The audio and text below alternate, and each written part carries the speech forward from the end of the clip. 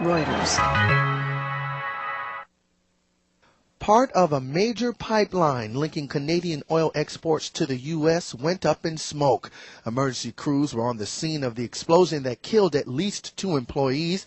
The Enbridge pipeline is responsible for 1 million barrels of oil imported into the U.S. daily. That loss of supplies comes at a time when cold winter weather is expected to drive up home heating demand. The cause of the explosion was not immediately discovered, but the Department of Homeland Security says there were no known links to terrorism related to the blast. Conway Gittins, Reuters. We say, Canada, if you do not deal with this generation of leaders and seek peaceful solutions, then we cannot promise that you are going to like the kind of violent political action that we can just about guarantee the next generation is going to bring to you.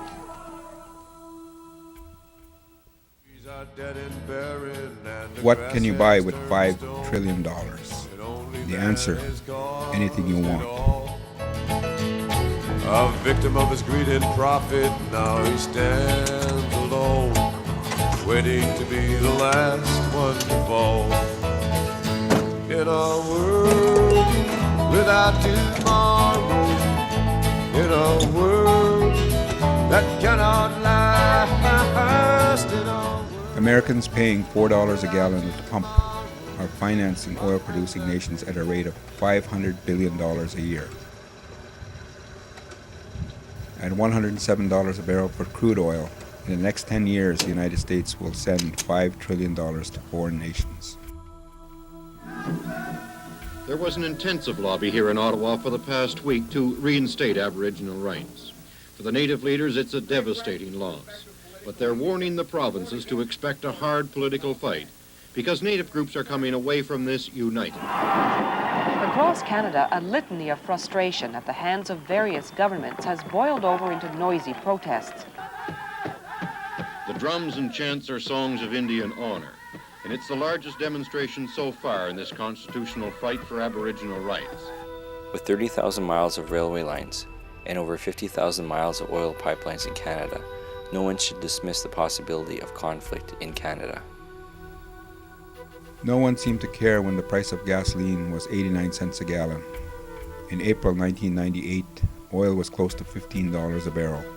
In oil-rich northwestern Alberta last year, the Lubicon Lake Band staged a 6-day blockade of 10,000 square kilometers of land after 48 years of treaty negotiations had produced few results. While Canada and the United States have a combined landmass of over 7 million square miles, Indigenous peoples in Canada do not share in the wealth of the land. North Americans are in the top 10 highest per capita gross domestic product, but the United Nations found that the Indigenous people in Canada were in the 63rd level at the UN Living Index, and the poorest county in the United States is a Native American reservation, Pine Ridge, South Dakota. Canada is the largest supplier of foreign oil to the United States, and the United States accounts for 72% of all foreign investment in Canada. Canada mines over 60 different metals and minerals with little or no payments or royalties to the Indigenous peoples. In the tar sands of Alberta alone, there is an estimated 1.4 trillion barrels of crude oil. For some Indigenous people, demanding a share of the resource wealth means jail time. Few, if any, Americans know the real story of human rights violations in Canada. Canada and the United States were 2 of 4 countries that voted against the United Nations Declaration of Indigenous Rights. 2 pipelines passing through Treaty 1 territory, the Alberta Clipper and the Keystone Project, will pump 1.9 million barrels of oil a day to the U.S. market. Confrontations have become more aggressive on the First Nations side in terms of direct action. The confrontation have been that the Indigenous people, the people themselves, are starting to tell the chiefs, "We are not waiting for you any longer, and we are not going to wait for a system that does not work.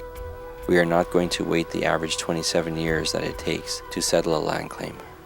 We are not prepared for that. We are not going to allow the poverty to continue. We are just going to take back our land, and that's what has been happening in Caledonia. What happened in Ipperwash, where Dudley George was shot to death by police. That is what has been happening in Grassy Narrows, where clear-cutting is being opposed directly by blockades.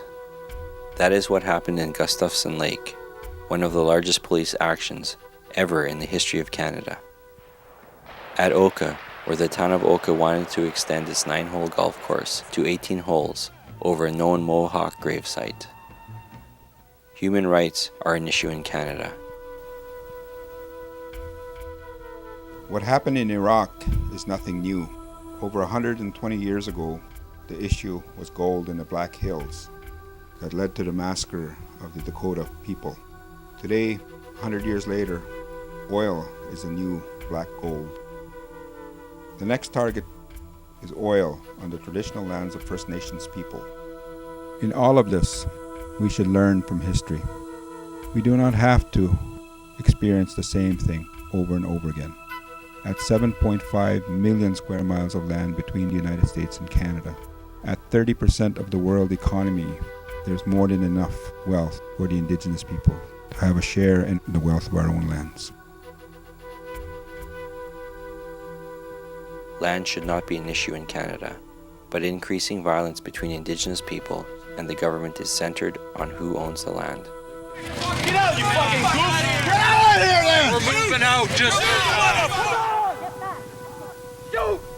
Like so many other people in the world, the Indigenous peoples of Canada are fighting for a rightful share of their own resource wealth.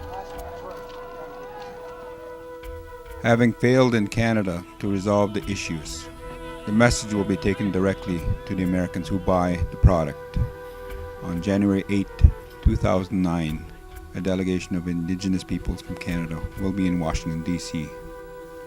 Canada currently sends 2.3 million barrels of oil a day to the U.S. market. With the additional 1.9 million barrels of oil a day, Canada will be sending 3 times as much oil to the United States as Saudi Arabia.